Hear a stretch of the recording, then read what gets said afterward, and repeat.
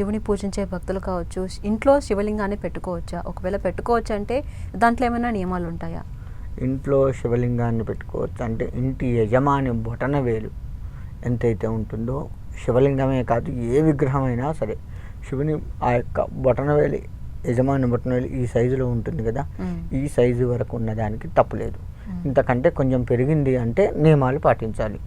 ఒకటి, శివలింగం అని వచ్చింది కాబట్టి శివలింగానికి ప్రతిరోజు అభిషేకాలు చేసుకుంటే, ఆ శివతీర్థం తీసుకుంటే ఇంకా మంచిది. శివతీర్థాన్ని మనం ఎవరైతే ఎప్పుడు ఎక్కువగా తీసుకుంటూ ఉంటారో వాళ్ళకి మందు లేని రోగం రాదు అని చెప్తూ ఉంటారు. మందు లేని రోగాలు వాళ్ళు చాలా వస్తూ ఉన్నాయి. అంటే రోగం వస్తే మందు కనిపెట్టట్లేదు, కనిపెట్టలేని రోగాలు వస్తూ ఉన్నాయి.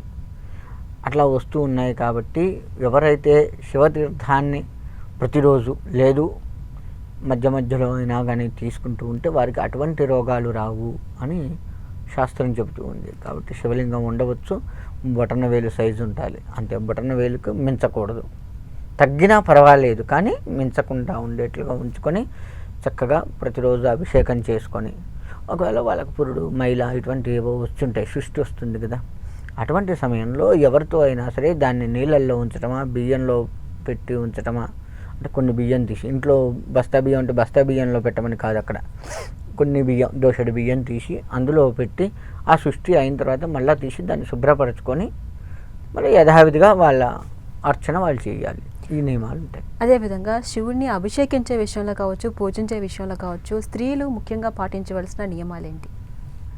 శివుణ్ణి ఇక్కడ ఆడవారు తాగితే శివుడు 6 నెలలు ఉపవాసం ఉంటాడు అని పెద్దవాళ్ళు చెప్తూ ఉంటారు. ఓకే, 6 నెలల వరకు 6 నెలలు ఉపవాసం ఉంటాడు శివుడు ఒక్క ఆడ మనిషి తాగితే. కానీ కొన్ని క్షేత్రాల్లో, శ్రీశైలము, కాశీ ఇటువంటి కొన్ని క్షేత్రాల్లో ఎవరైనా తాకవచ్చు. అభయం ఇచ్చాడు ఆయనే, లింగభేదం లేకుండా అందరూ కూడా నన్ను స్పర్శించి తరించండి అని చెప్పి శివుడి అభయం ఇచ్చాడు. కాబట్టి అటువంటి క్షేత్రాల్లో తప్పులేదు. కానీ మనం ప్రతిష్ఠించేటువంటి దేవాలయాల్లో గర్భగుడిలోకి వెళ్ళి ముట్టుకోవటం చేయడం, కొన్ని దేవాలయాల్లో చూశాను, సంవత్సరానికి ఒకసారి అందరూ పోయి ముట్టుకోవచ్చు, ఆడవాళ్ళు మగవాళ్ళు అందరూ ముట్టుకోవచ్చు అని చెప్పి, పంచకట్కం పోయి ముట్టుకోవచ్చు అని చెప్పేసి సంవత్సరానికి ఒకసారి అందరికీ భక్తులకు అవకాశం ఇస్తూ ఉంటారు.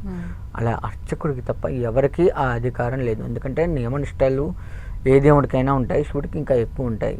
కాబట్టి అలా నియమనిష్టలతో ఉన్నట్టు వారు మాత్రమే ముట్టుకోవాలి. అది అర్చకుడు మాత్రమే దాన్ని తాకి ఉంచాలి, అంతే తప్ప అందరూ ముట్టుకొని చేయడానికి లేదు. ఇక ఇంట్లో విషయానికి వస్తే, ఇంట్లో చిన్న సైజు పెడతాం కాబట్టి దానికి అర్చన చేయడానికి ఎవరికైనా అధికారం ఉంది. ఇంట్లో ఆడవారు మగవారు ఎవరైనా చక్కగా అర్చన చేసుకోవచ్చు, ఇబ్బంది ఏం లేదు.